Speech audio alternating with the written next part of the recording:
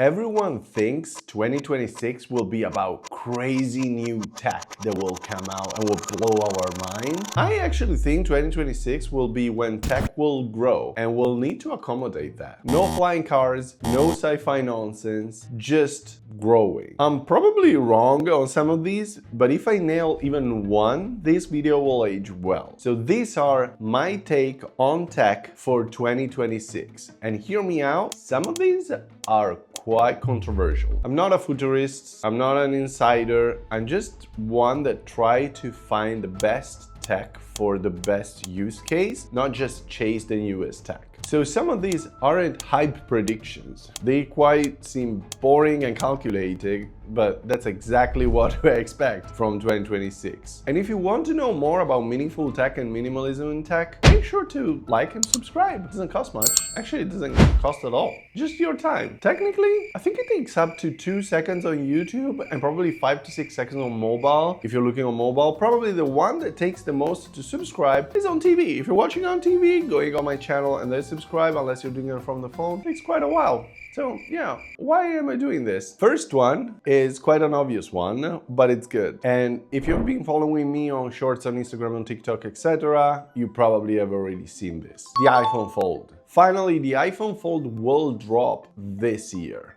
Now, so many rumors, so many confirmations. Of course, Apple didn't say anything, but we know it's coming. And oh boy, I've been waiting for this for so long. Right now, I have a 17 Pro Max because, you know, content creation, you need to upgrade all that. I realized that since the 16 Pro, I don't need that much camera power. I already have my DSLR camera. I have a bunch of other cameras here in the house. Like, I don't need also a very huge level camera on my phone. And that's why this year I wanted to go for the iPhone Air, but like the orange color just stole me from it. I should have gone the iPhone Air, I think. I would have liked it more. Anyway, the iPhone Fold is coming. And the iPhone Fold, as you can see, this is just a render, probably is wrong, we don't know, we'll find out, but looks like this. It reminds me of a Z Flip, pretty much. So you have still a quite squared out 4x5 front, which you can use for pretty much anything. Then when you open it up, it's a 16:9, and it gives me like very iPad mini vibe, and I love it. Like I genuinely think whatever it will be the design, I'm gonna buy it. But this design kind of aggressive, and I like it. Apple took how many, 5 years,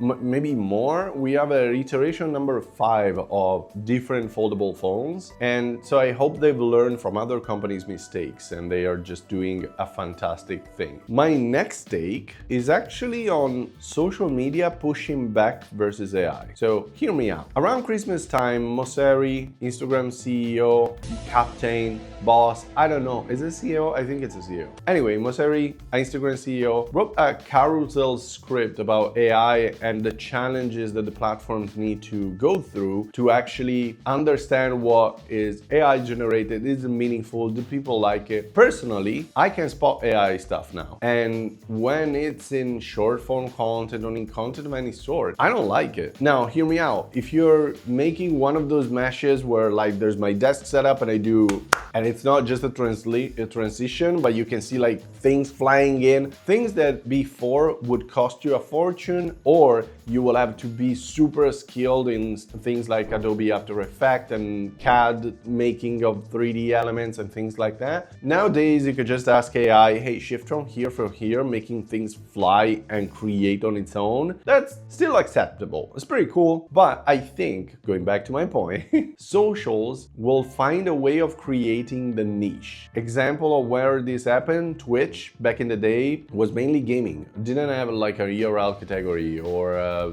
didn't have VTubers at the time or similar. Now that we're starting to have these more niches, they created their own categories. So people that want to watch URL content, they just go to URL category. So I think we'll get to that level. We'll need to get to a level where AI, it's not siloed, but it's like in their own category, in their own niche inside of socials, to not have all the people to just get fed with that content and be like, okay, cool, I'm done, I'm not watching this. So that's one thing that I'm curious about, especially Instagram, I think will be the first to spearhead a change on AI generated content. because Instagram was the first social network in the recent era, which was solid on creative. Like it was focused on creative, mainly photography at the beginning, then they moved into video, then Reels popped off, and now you can see a trend where carousels perform better than Reels sometimes. So I think AI will create issues in terms of Instagram, so they will need to find a way of silo some of those conversations.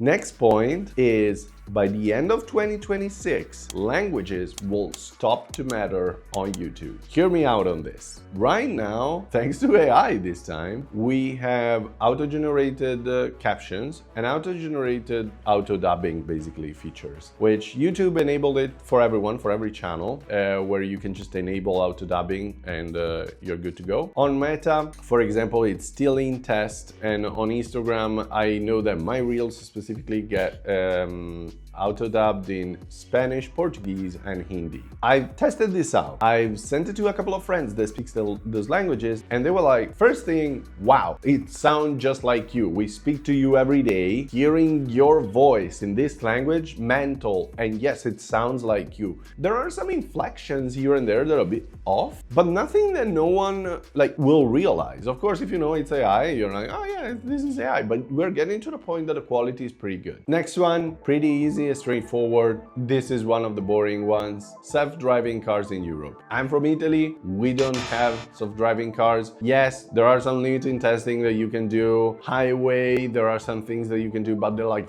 full autonomous drive everywhere, non-existent. And that apparently is being approved for Europe. There are a few hiccups, but I think in 2026 we'll finally get access to full autonomous drive modes in the European countries. And I'm pretty excited about that. I don't own a car that can do that, but I'm still curious to see how it will work. I'm still curious of, will we have the famous robo-taxi? Will we have a Waymo?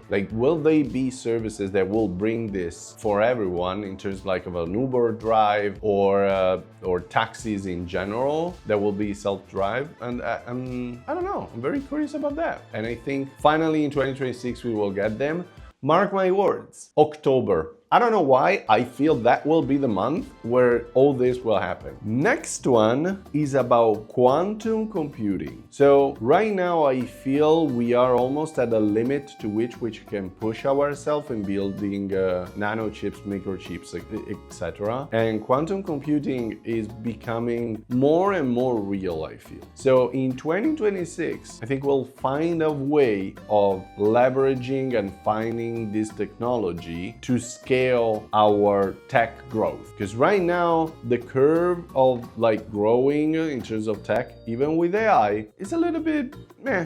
It's reaching its own limit. Quantum computing could unlock that limit. Next one will be, we will have our first AI scandal. So many people share way too much with their AI, ChatGPT, Gemini, Claude, whatever. They share personal life things, they use it as a therapy, they share photos, access to every file on their computer. This year, I think we will have the first AI scandal where things will get leaked. And I'm curious to see where that will land. Will it be something about business? Will it be something personal? We don't know. We had some pretty good scandals at the end of last year with Grok, but yeah, that maybe was already one. But in this case, I'm not talking feature, I'm talking data leaks. So not something that AI does all of a sudden and we're like, oh my God, no. This is gonna be more, someone finds a way of gathering that data. So yeah. So the next take is about sometimes tech is not growing necessarily because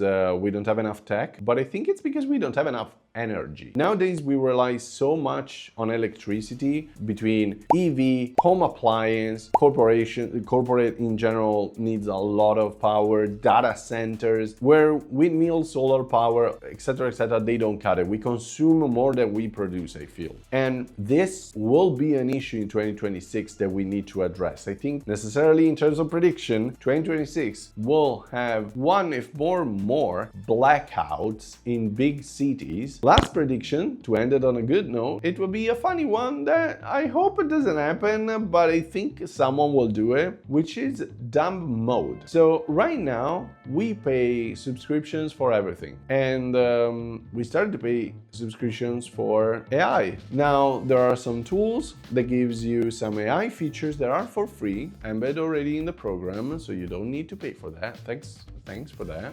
That's good. Then you get some that just have credits. I hate credits. They give you like X amount of credits per month. Sometimes, usually in the subscription, you get like your program and then monthly credits, and you have like an allowance every month of credits. And once you hit that, Adobe, they go, oh, and now give me other $300 to get 500 credits. What I think someone will get to is to create a dumb mode. So to create something that is like, you have no AI features, like you want this tool or you want this gadget or you want this service without any of our premium AI features, there's a subscription for that. So I am worried that they'll start to charge us for a basic program that doesn't have AI, or even get to the point where someone will be, you don't trust AI, you don't want AI, well, now we have the subscription for you. AI safe subscription. The tool without, like with AI, it's like free or $4.99. Do you want it without AI? Do you want it so we don't train our model using your stuff? It's $9.99 and it's gonna cost even more. To close out the video, if tech is about choosing the right tools, 2026 is the year where we need to choose way more carefully than we're doing before. So these are my predictions for 2026. Tell me in the comments, what do you think? If you think I'm right, if you think I'm wrong, if there's something that you want me to double down on, or if there are other takes that I didn't thought about, probably, and you guys want to give it a spoiler, or maybe you know something, tell us. We won't call you out. Use an anonymous account. I don't know. But yeah, that's pretty much the video wrapped for you. Thanks for watching. I love you. See ya.